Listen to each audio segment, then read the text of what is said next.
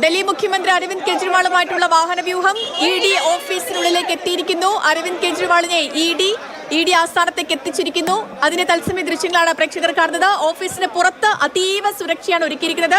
നിരോധനാജ്ഞ അടക്കം പ്രഖ്യാപിച്ചിരിക്കുന്നു. ആം ആദ്മി പാർട്ടി പ്രവർത്തകർക്കോ അല്ലെങ്കിൽ മറ്റാർക്കും ആ പ്രദേശത്തേക്ക് പ്രവേശനമില്ല. ബാരിക്കേഡുകൾ നിരത്തിയുള്ള വലിയ സുരക്ഷയാണ് ED ഓഫീസിന് പുറത്ത് ഒരുക്കിയിരിക്കുന്നത്. മാധ്യമപ്രവർത്തകർക്ക് മാത്രമാണ് പുറത്ത് നിൽക്കാനെങ്കിലും അനുവാദമുള്ളത്. തത്സമയ ദൃശ്യങ്ങളാണ് പ്രേക്ഷകർ മാതൃഭൂമി ന്യൂസിലൂടെ കാണുന്നത്.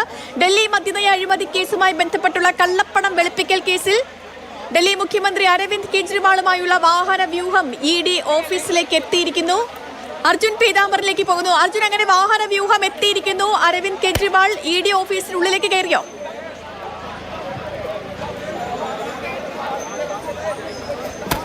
സേതു, മറ്റൊരു ഗേറ്റിനകത്തുകൂടി അരവിന്ദ് കെജ്രിവാളിനെ ഇതിനോടകം ED ആസ്ഥാനത്തിനകത്തേക്ക് പ്രവേശിച്ചു എന്നുള്ള വിവരം തന്നെയാണ് ഇപ്പോൾ ലഭ്യമാകുന്നത്. നേരത്തെ അതുമായി ബന്ധപ്പെട്ട് അദ്ദേഹത്തിന് ഒപ്പമെത്തിയ സുരക്ഷാ ഉദ്യോഗസ്ഥരായിരുന്നു ആദ്യം ED ഓഫീസിന്റെ പ്രധാന ഗേറ്റിന് മുന്നിലേക്ക് എത്തിയിരുന്നത്.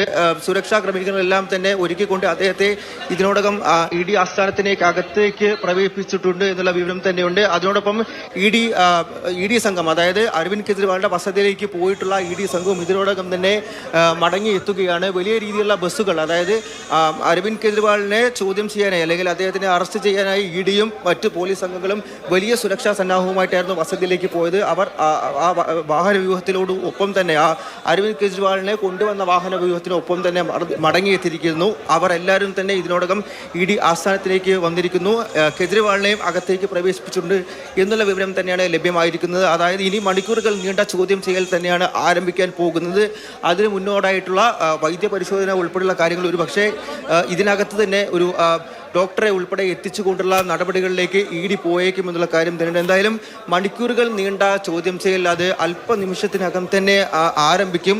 2021 മുതൽ നിലവിൽ അല്ലെങ്കിൽ കൊണ്ടുവരാൻ ശ്രമിച്ച ഡൽഹി മദ്യ നയ അഴിമതി കേസുമായി ബന്ധപ്പെട്ട് അല്ലെങ്കിൽ അതിൻ്റെ ക്രമക്കേട് എന്നുള്ള കാര്യം EDയുടെ കണ്ടെത്തലുകൾ ഉൾപ്പെടെയുള്ള കാര്യങ്ങളിൽ വിശദമായിട്ടുള്ള ചോദ്യം ചെയ്യൽ തന്നെയായിരിക്കും എന്തായാലും നടക്കാനായിട്ട് പോകുക. ഇതിന് മുൻപ് അറസ്റ്റിലായിട്ടുള്ള പ്രധാന നേതാക്കൾ ഈ മദ്യനയ അഴിമതി കേസിൽ ആം ആദ്മി പാർട്ടിയുടെ 2 നേതാക്കൾ അറസ്റ്റിലായിരുന്നു. പിന്നാലെ കവിതയും അറസ്റ്റിലായി. ഇപ്പോൾ ഏറ്റവും മുതിർന്ന നേതാവ്, ഏറ്റവും വലിയ നേതാവ് അരവിന്ദ് കെജ്രിവാൾ ഡൽഹി മുഖ്യമന്ത്രിയും EDയുടെ അറസ്റ്റിലായിരിക്കുന്നു.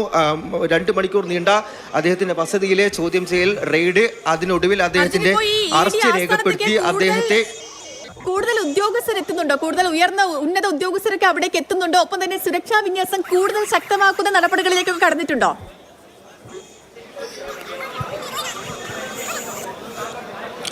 സേതു, തീർച്ചയായിട്ടും നേരത്തെ തന്നെ സുരക്ഷാ ക്രമീകരണങ്ങൾ വിലയിരുത്താനായിട്ട് ഉന്നത ഉദ്യോഗസ്ഥർ എത്തിയിരുന്നു. ഇപ്പോൾ അരവിന്ദ് കെജ്രിവാളിന്റെ വരവോടുകൂടി മറ്റ് ഉദ്യോഗസ്ഥർ കൂടി, പ്രത്യേകിച്ചും EDയിലെ ഉന്നത ഉദ്യോഗസ്ഥർ ഉൾപ്പെടെയുള്ളവർ ഡൽഹി ED ആസ്ഥാനത്തേക്ക് എത്തിയിട്ടുണ്ട്. പ്രത്യേകിച്ചും സിറ്റി പോലീസ് കമ്മീഷണർ ഉൾപ്പെടെയുള്ളവർ, നോർത്ത് SP അദ്ദേഹം നേരത്തെ ഡൽഹിയിലെ മുഖ്യമന്ത്രിയുടെ ശരി, അർജുനിലേക്ക് മടങ്ങി വരാം.